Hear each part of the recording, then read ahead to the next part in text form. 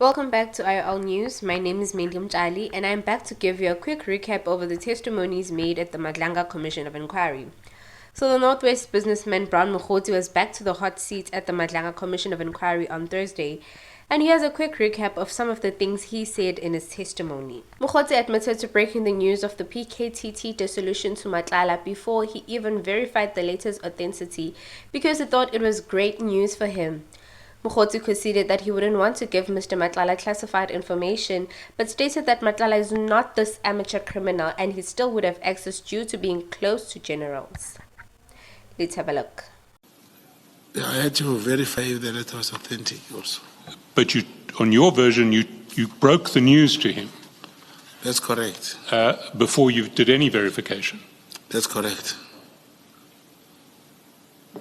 Why did you think it was all right to break the news but not to send the letter? Mr. Matlala is not these amateur criminals.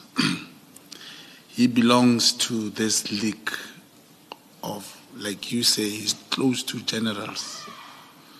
So me giving or not giving him information, he'll still have access to information.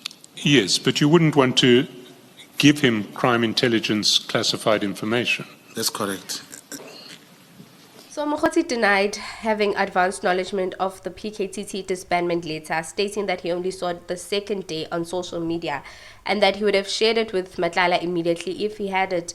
Now, cross-examiner Charles Colswood put it to Brown Mogotsi that his claim of seeing the PKTT disbandment letter on public social media is actually false, as public reports only appear 23 hours later on the 2nd. It is vividly clear that Matlala, I was talking to him openly. If there was a letter coming, I would have given him that letter. It's the first time that I hear even that the letter came from the chief of staff. And because I'm talking to him, probably I would have received the letter the same day and showed it to Kat the same day. So I only got the letter from social media, I believe it was the second day. On social media? That's correct, Commissioner. And I asked you whether it was public social media or private social media. Had someone sent it to you privately? You said no, it was publicly accessible. That's correct, Commissioner. You see, I want to put it to you that evidence is false, because we have done a comprehensive search of public social media, and the earliest that any public source announced the disbandment decision was when the journalists who scooped the story posted about the disbandment decision on X at 21 hours 32 p.m. on the 2nd, not on the 1st, on the 2nd. So you had in your possession information of the disbandment 23 hours before it went public. It's not true. Mogotsi testified that he wanted to know the IPID person from Matlala because that guy can do wonders and can arrest. He denied implying the IPID should arrest PKTT members, claiming that he wanted the IPID guy for his own purpose. So I knew that when he can get the IPID person, it will help him to deal with the police, those handled his wife, and everything. But particularly for me, I wanted to know the IPID person. Why did you want to know the IPID person? Because he could do wonders. The way he told me he could deal with, it was his connection, and I wanted to know him, and he was telling me that guy can do wonders, can arrest. To it at a certain stage. That's correct. What was so special about that guy? Commissioners, you know, I know IPID people. I know a lot of them. I interacted with even the investigators. I know a lot of them. I did not need Matlala to help me find an IPID person who can effect any arrest. I said I wanted the IPID guy for my own purpose, for whatever that I wanted him for, not what you are implying, that we were planning that the IPID should arrest the PKTT members.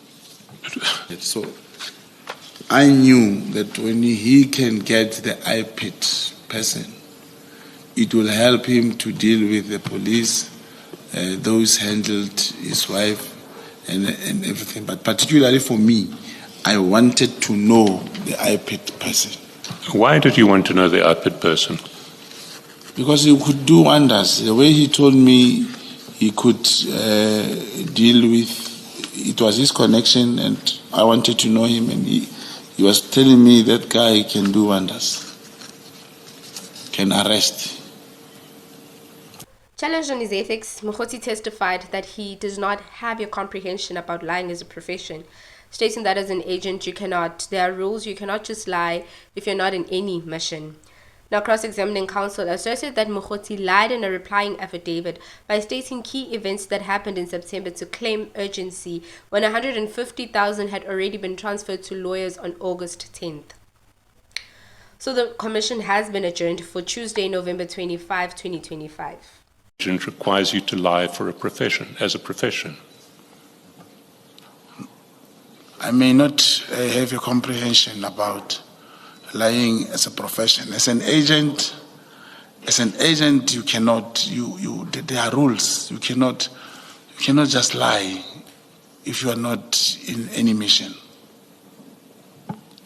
And is it a rule of being an agent that you can't lie under oath?